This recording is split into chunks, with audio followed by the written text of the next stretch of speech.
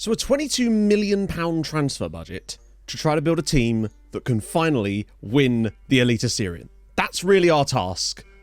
Oh, and there's Liverpool too, but really that's our task.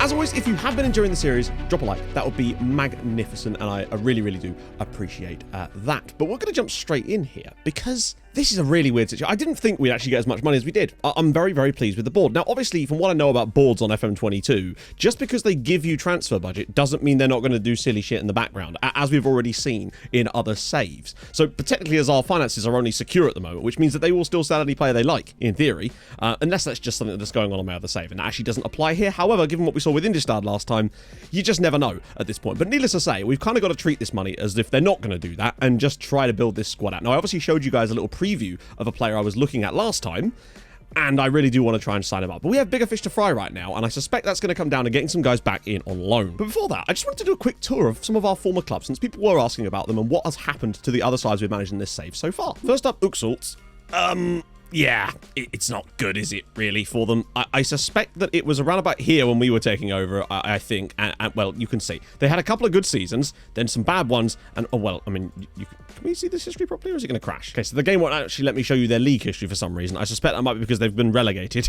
They got relegated last season to the 4th tier. It's not gone well for them. However, you can see that KV have done relatively okay since, of course, we left the club. Now, it seems to say competition did not compete here. I don't know why, but it does. But needless to say, they've sort of managed to stay in the 2nd tier pretty much the entire time now, which is not bad, really, when you think about it. And on the plus side, Degerforge have managed to maintain themselves very solidly as a top-flight side in Sweden now. I mean, obviously, our run there was outrageous. We were expected to get promoted, but that 4th place, still one of the crowning achievements of this save was getting 4th place in that first season in the top flight. But you can see that since then, they really have sort of dropped off quite a lot, but maintained themselves as a solid top flight side, and I think that's really all the club would have wanted at that point. So I like to think we laid the groundwork, but really I don't think we did. It seems like the groundwork was kind of already done at that point. I think our first order of business is to try to tie down some players with some loans. Now, I've put loans back in for Lee Dilly and Pedro Mourinho because I've liked their work this season and I feel like they could do a job again. Now, Mourinho, they both accepted, by the way, which is excellent news. Mourinho, £500 a week, and Lee Dilly, it's 10k a week. I'll just show you Dilly now because some people wanted to see him, because he is absolutely superb. Now, they did want 10k a week this time in order to loan him, but I still feel like it's worth it. He has excellent attributes. He really, really does. This season, 23 goals, and I've liked him, really. You can see that he's outperformed his XG, whereas Koki Kawamoto has done the opposite of that. I feel like Dilly has just been that a little bit better than Kawamoto this season, despite me starting off thinking, no, Kawamoto's got this. Dilly's been the man, really, and he's saved us a lot of goals towards the end of the season. He's only got 11 in the league overall, but only 10 goals in 13 starts in the league off an XG of 8.19 is pretty solid. We get him back for next season again. Why did Chelsea undervalue him so much? I don't understand. He's still fantastically good. Doesn't like big matches, but like, who cares? He's still fantastic, and if we get him back and locked in for next season, him and Kawamoto, obviously Kawamoto will still be here, I still think they can make a massive impact for us in the top flight next year. If we can just add a couple of little additions to this team, with the addition of the tactical tweak that we've made, which I'm going to lock into the tactic full time now, I think this team is good enough to go and win that title next year, even as it is, honestly. But I feel like with the right signings, it could take it to the very next level, because there's no way that title race is going to be quite as, whatever the hell you want to call it, as last season. It just can't be, surely. So we'll see how these two loans progress, but I still want to go straight back in for that Croatian guy, because he could either be the perfect foil to Jesse Rakic, so Rakic doesn't have to play every single minute and we can actually rest him out occasionally, or he could play in the centre of midfield and really give us an extra incredible player there. So let's go in for him in case you missed him at the end of the last video. But I still think he's fantastic. 6'2". He's got long-range passing about him, which actually could work quite nicely for setting some plays up. It says they're not prepared to sell, but we'll see how much money that will actually tweak them on that one. He's got okay finishing. His composure is solid. He's not super slow. He kind of ticks all the boxes for me about what I want from a player that can either play as that role for Jesse Rakic or as a CMA. I mean, okay, he doesn't have the best tackling, but as you've seen with this system, we're not really bothered about that for the most part. We just want players that can score goals and get forward and create stuff. And I feel like Nikita Tokic could be the man. So let's see. Make an offer. They're not prepared to sell him. Don't care. Now, it says 6.8 to 10. But I have a horrible feeling that we might end up in a bit of a sticky situation here. But we will see. Okay, so they want 10 up front with a flat fee, but it's not a release clause locked in. So I feel like I could actually wangle this quite a lot. So that would be 10 flat. So I've got rid of the other fee. But it's only 5 up front, and it's the rest over the next 5 years. So essentially, it averages out to $1 million a season, but it would actually only be 800 grand for the next 2 years. See if they go for this. They do. And maybe we could have knocked that down a little bit more, but if we're only paying 5 flat up front, I think that would allow us a bit more wiggle room with this transfer window, just in case the board do something silly. Now, if his wages aren't too extreme, I think there's a chance for a player like this here. Now, we've got to be careful with Koki Kawamoto's match his highest earner clause, but he needs a new contract soon, so that might be something we'll need to look into immediately, because as much as Koki Kawamoto has underperformed a little bit this season, you can see that 17 goals off an XG of 7.6. It's nearly all right. I think really it's Europe where he's actually kind of struggled a little bit for us, and Dilly's kind of picked up the slack. He's still got 14 goals in the league, and to have 2 strikers that have got, you know, decent double digits goals for us this season, I think I'm pretty pleased with, in all honesty. So if we could get a new deal, that would be really, really important, but it's going to be very difficult to do this, and that's why I'm concerned. But we do at least have more wage budget, so if I can get rid of the match highest earner clause, I don't mind if I give him a wage bump, because he's going to get one anyway. Wants to play like that, wants to win the Elite Syrian in 2050. Do you know what? If we haven't won it by 2035, I'd be extremely disappointed. So I'm actually willing to make that promise, to be fair. I'll try and get rid of it anyway. Okay, he's gone for it. No point in putting in promises that we don't need, right? But I am curious about the wage situation. Oh, are you okay, Koki? Really? That's literally only an extra 1,500 a week. I'm going to try and get it down to 10.25. That might be a bit much. Nope, it's not. Really, he's only gone for an extra 250 quid a week. Well, that solves that problem. No match highest earner clause for Koki Kawamoto. Yay! I'm fine with that, honestly. That's a really good deal. Well done.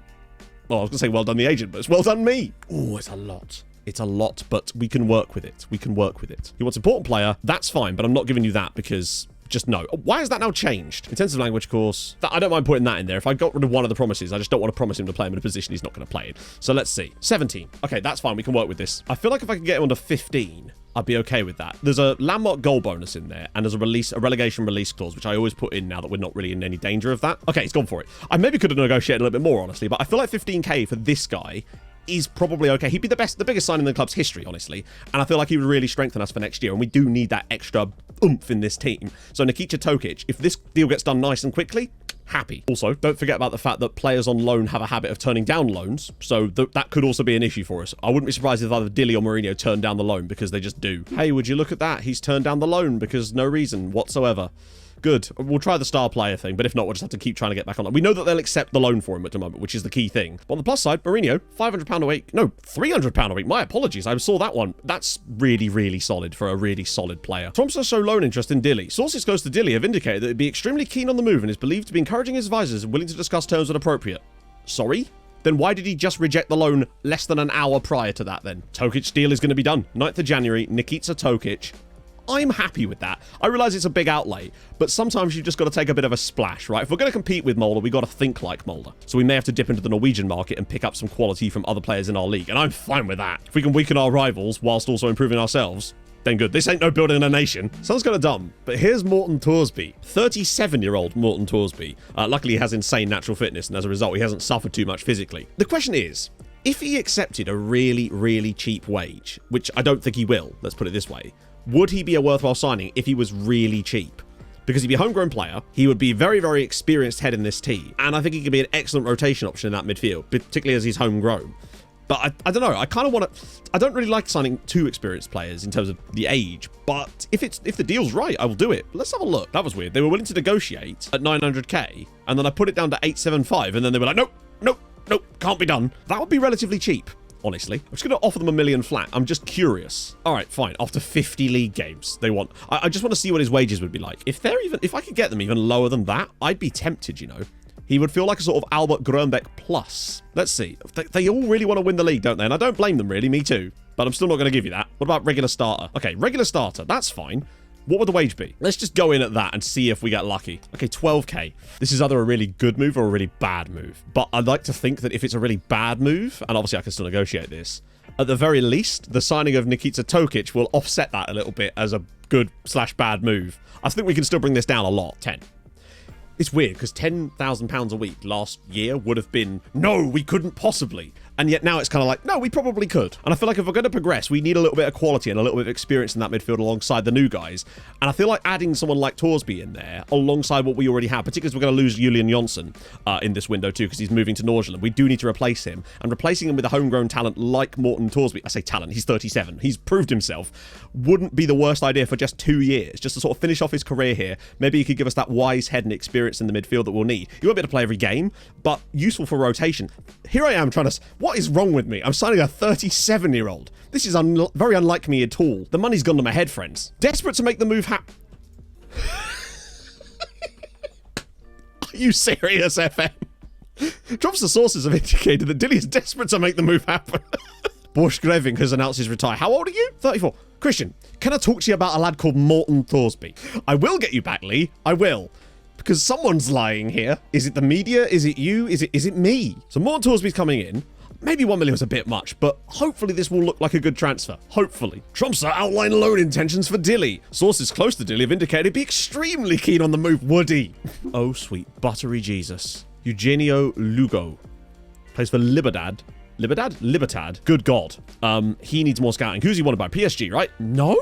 He has a minimum release clause of 650 grand. Now, some of this stuff would have to work on. This as well. But with a release clause of 650 grand, surely that's one of those deals where it's just like, it's almost too good not to do. It almost feels like you'd be stupid not to try to do the deal, just on the price alone of that. Now, this would be an issue, maybe, as we've seen. God, this guy's really good. He has no aerial threat, but literally, if he had like 15 jumping reach, this guy would be, and he's still good, don't get me wrong, but he would be a ridiculous centre-back at that point. Feels there's more. Hang on, when did Barca become interested in him? It's a little bit absurd. Due to developments since our last... Right, okay, so that's presumably because Barcelona are interested, right? It has to be that. So I've just bumped him on a whackingly large appearance fee. The main reason for that is it would actually make his contract worth even more money, but just in case we can't register him for whatever reason, and we can't sort ourselves out, it would mean that it wouldn't be such an issue as far as paying a huge wage. And I expect Barca will sweep in a minute and sign him anyway, but if you don't shoot your shot, you'll never win, right? Oh my God, what have I just like missed out Brazil? Because what is going on in Brazil at the moment? Look at some of these players. It is nice just to look down these lists though and see players that are actually willing to talk to you. It's interesting. I don't know. I mean, this is clearly a bug, and it's an annoying bug that's been in the game all year when players that are currently on loan with you have a habit of rejecting loan extensions even when it says that they want to come back on loan. Now, the only thing I think we can really do at this point is wait for his loan to expire and then try to bring him back again. The problem with that is I find that clubs are way less likely to loan you the player back once they have them back at the club. So it kind of screws you on both sides of the deal, but we're going to keep trying at least. So Lewis Duan's only got 12 months left on his contract, so we probably should sort that out soon as well, actually. In fact, do it now. Let's just see what they actually want. 3 grand a week? Really? £900. Wow, I didn't realize he was on as little as that. Our wages have taken a weird bump over the last few years because of the sudden success, but that feels like nothing to me at this point for a player that's a Norwegian international. £3,000 a week for a 5-year deal. Would you accept 20 at 500? Yes. Okay, cool. Sorry, Jonas, I had to do it. Guys joined Barcelona. We expected that to be the case. Now, obviously, as we know, that's not his wage at Barca. That's his current wage. Why doesn't it just show the wage they're on at the new club there? It's really kind of weird that it does that. It's kind of confusing. We figured that would happen, but if we didn't shoot our shot, you just never know what could have happened, right? Yeah, £76,000 a week. Don't blame them completely. 60 million release for. Imagine if we'd snuck that guy out from underneath Barca, though. That's what I mean. Out of interest, considering he existed, I'm going to just quickly look at our scouted players list for any position and just see if there's any other random players like him that we might be able to poach. Honestly, the only one there is Sergio Sarria, the guy we were just looking at from Atletico Nacional. The centre-back without the enormous jumping reach. He's 5'9". Now, as you know, I'm a bit of a heightist when it comes to centre-backs. But, like, we'll trigger the clause, because why not? 1.5 million. He's unsure, but there's no other clubs interested in him at the moment. So we might be able to sneak him in, but again, it would be a similar situation to the other guy with the wages. But I don't know. I wonder about the profit potential on a player like this. Skoglund just won European Golden Boy. That's outrageous. I didn't know that was even still a thing. He wants the big wage rise, which is fine. We'll see. We will see. 21 starting. Okay, this might actually be workable. 12.25? It's a million signing on fee, I realise. Relegation release scores, again, with the appearance fee, just in case we can't register him. I don't know. It feels like the same kind of signing as the last guy, but I think we might actually be able to sneak this guy out from under the radar of the other sides because no one else is interested currently. And surely if he joined us, his value would be higher than 1.5 million. And it feels like another one of these signings that we could just make money on, potentially. Or he could actually be brilliant. Like, he genuinely could. Other than the height and his jumping reach, really. He's actually fantastic. Rakic won Asian Footballer of the Year, and honestly, thoroughly deserved, ahead of Koki Kawamoto as well. He wasn't in the Asian All-Star 11, though. But Koki Kawamoto was on the bench for it. That's weird. Why was Rakic not in there? He won Asian Footballer of the Year, but he's not in the All-Star 11. So Rakic's contract expires at the end of the season, so that will be something we're going to sort out right now. Mr. Asian Footballer of the Year. Rakic only wants 4.7k a week. It's nearly double his wage, but like, come on, he's Asian Footballer of the Year, and it's still a great deal for us. A story in 3 pages. Trump's outline intentions for Dilly. Sources close to Dilly have indicated he'd be extremely keen on the move. Dilly offer accepted. Dilly rejects loan offer. Now Dilly's back at Chelsea. Watch them not accept our loan. Told you, the moment that he returns to the club, loan gone. This is such an... Oh, that's so annoying. So Kawamoto is going to need a hell of a season this year unless we can find someone else. And at the moment, that seems a little unlikely. I'm actually okay with that. Let's get the language courses and have a look at them. For 2 years, for £1 million, I feel like he's a good piece of business for us, really. I know that he's 37 years old, but he's come into this squad and has this kind of quality, and I just feel like we kind of need a little bit of that. So a player with model professional around the club, gets forward whenever possible. I think as a central mid, like, he can actually tackle a little bit too, which even if we were playing him as a central mid on attack, would still be useful that he can actually win the ball back for us in the midfield. And were we to switch to the other tactic from time to time, he'd be the perfect ball-winning midfielder. And on that topic, Nikita Tokic, I still think is a good sign. I mean, look at that, he's worth £20 million, and that's just with joining us straight away. I think they're both good, and I'm happy with bringing both of those signs in. I think they've both strengthened our squad massively. And now I still need to wait to see what happens with that Colombian guy we were looking at. If we get him over the line too, then we'll know what our squad could potentially look like, and we know where to look at after that. Saria's going to come in as well. We're going to nail all three of them. I am curious to see how much his value will be when he joins us. When will he join us? Yes, it will. Okay, this is exciting. Okay, it's obviously a bit lower because he's a bit younger, but still. I think for the price, it was almost too good to turn down a player of the quality of Sergio Sarria for £1.5 million, particularly with the wage that isn't too awful either. If we could actually get him working on his aerial stuff and get the jumping reach up, I don't know if you really can do much with that. I still think he's a cracking player. And I feel like he has some other mentals that might actually make up for his jumping reach. The anticipation particularly, and the concentration and decisions as well. So I'll just do an auto select for the moment and see who that puts in the team straight off the bat. So that doesn't put Tokic in. Obviously, we're going to want Tokic in the squad, but that's fine. We can see who to take out. I mean, worst case scenario, I just take Mourinho out of this stage, right? Who else is not in? Grönbeck's not in, we don't care about that. Stockland isn't in, we don't care about that. That's actually okay at the moment, and that actually does allow us to fit in the players we want, and still leaves us another 2 squad slots available for other Norwegian players, potentially. I'm getting team reports to look at other teams in our league to see what their players might be like, just to see if we can steal a couple. Krista Uyhog, he might be worth trying to pick up. Resolute personality, 6 foot as well, solid-ish defensive attributes, okay going forward. His dribbling's not great, but he'd be homegrown, Norwegian, left wing back. They don't want to sell him to us because we're Tromsø and they're stuck. That makes sense completely. But there's a fee, I bet. And if that fee is £3 million, then honestly, all right, if that fee is 3.6 over, that doesn't feel that bad. I know that we got to be careful still, but that a couple of years ago, I would have been like, what? But now I'm kind of like, you know what? It would weaken one of our competitive rivals and give us a homegrown Norwegian left wing back for the season, who I think has got solid potential. I realise I'm saying his name wrong. It's quite a difficult one for me with the on the start. Haug? I'd quite like to find a Norwegian wing back on both sides if we can, particularly as I feel like Leo Cornish will leave at the end of the year. Okay, they want us to loan him back. No, why would I do that? Okay, regular starter. He's 23. Any Norway caps? No. He already has that clause in there. I could actually bump that up a little bit to bring his wage down on the base side of things. But I don't really want to sign him because he's from Bodø, although it would weaken our main rival. Tommy Orkajordet is 6'8". They have a 6'8" centre-back. That is kind of mental. I might just keep an eye on him, honestly, because of homegrownness and whatnot. Well, I'll be damned. Christopher Uyhaug is in. £3 million from Starbek. They actually let us... Is he their first choice? Yep, he's got 103 appearances for Starbek. The champions just let us sign their first choice left back. Doesn't mean he's actually first choice, in fairness. But we get to weaken our rival again and sign a good quality player. I'll take that any day. I think if we can find a homegrown right wing back as well, that would kind of complete my work. And we might even have a little bit left over for Mr. Jolly Norwegian giant, potentially. So I just told the players about the new code of conduct, and Ole Christian Varga, our backup goalkeeper, is hurt by it. What were you planning on doing, Ole? Skoglund's now happy to stay. Lovely job. So this is Vegard Kivrak. You might remember him because I've mentioned him a few times. We actually tried to sign him a couple of years ago, but they wanted too much money and we couldn't afford it at the time. He's now at Djurgården. He's relatively diminutive, but he's quick. He's got okay tackling and marking positioning. His crossing and dribbling we don't know entirely, but they are within the realms of being alright. And it would be the one final body to give Cornic a bit of backup on that right this season, and he wouldn't have to worry about homegrown status. Let's try a transfer bid and see what happens. If it's not ludicrous money, which it isn't, 1.3 followed by 1.5 over 3 years. I'm all right with it. Weirdly, when odds, how much did they? I'm curious how much odds sold into Djurgården for now. Actually, 2.1 million. That's mad. When I tried to look at this guy before, they wanted like £6 million for him. But I suppose maybe because domestic. Okay, Norwegian caps? No. Okay, we can work with this. 4-year deal.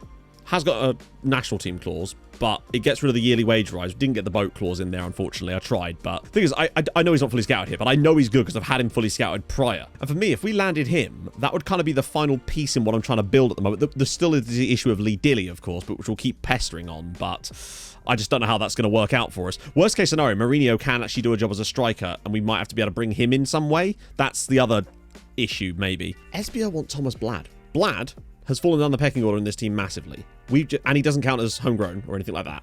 We've just brought in a centre-back who, admittedly, is a completely different type of player. If we got rid of...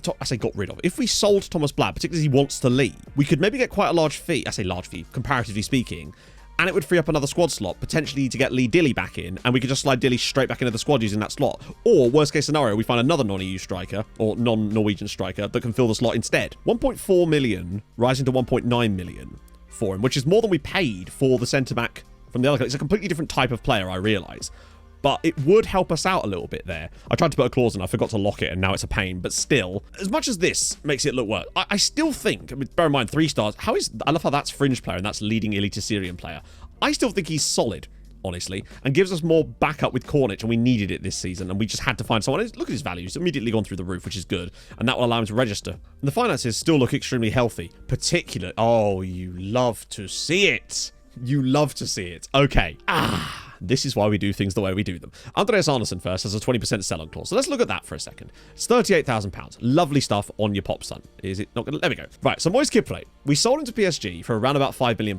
What is their 50% of next sell fee offer going to be? It's nearly another £4 million. GG's. Yeah, and he's only playing for their second side right now.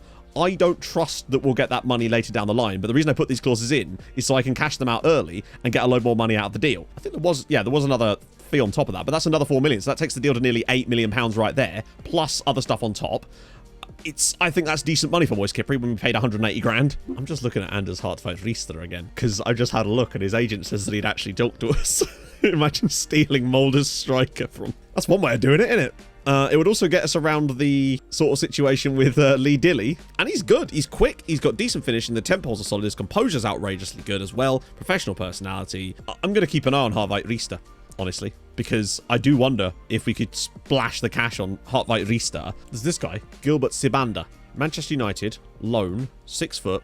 Great acceleration, pace isn't amazing, composure's solid, finishing isn't great, but his first touch is good, and he could operate in 3 positions. And I wonder if he might be the type of player that we could potentially go for to fill in the space for Lee Dilly.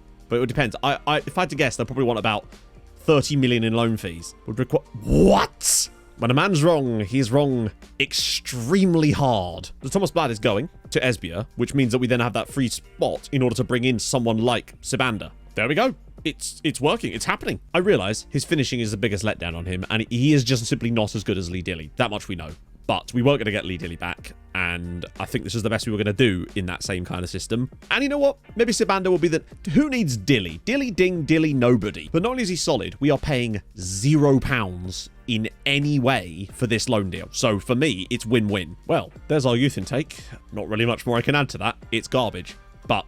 let's be honest, come on, we've had some great youth intakes so far in this save. One bad one is hardly going to break the bank. Not really much I can say. I'll just quickly show you the best guy. Birger Andre Nordheim. He's actually okay. He's very okay, though. Rakic once more. Can he find Scotland? It's in! It's actually in from James Gomez. Tromsø 1, Liverpool 0. We're doing them in the home leg. I don't think we'll be able to get through this tie with the away leg, but the home leg is going our way. The Alfheim is an absolute fortress. I can't believe we've managed to get another win against the top European side at home. We've just made this ground an absolutely unbeatable stadium. James Gomez's goal in the 69th minute gives us a 1-0 lead to take back to Liverpool.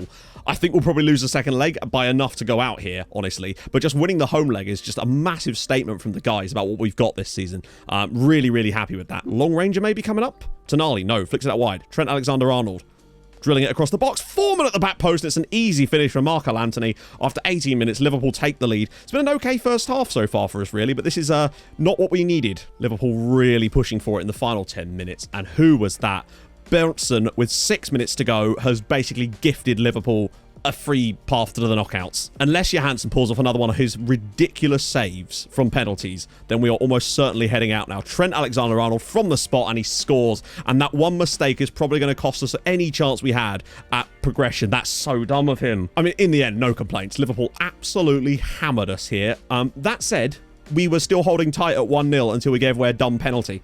And that has pretty much cost us there. Johansson did everything he could in this game. Made save after save, to be fair. We didn't deserve it over the full tie. But to only go up 2-1 on aggregate to Liverpool, that is still a hell of an achievement from the lads. So proud of them. Opening day of the league season. I thought we'd come in here and just do the first game, even slightly truncated highlight-wise, maybe not as dense as always, because it's been a long one, as of course it has been. But we start off away at Viking. We'll be a little bit tired from the Liverpool game, unfortunately. We had to go for it. At least now we can really get our heads down and focus on the league for this season. And I think this squad is good enough to really mount a challenge this year.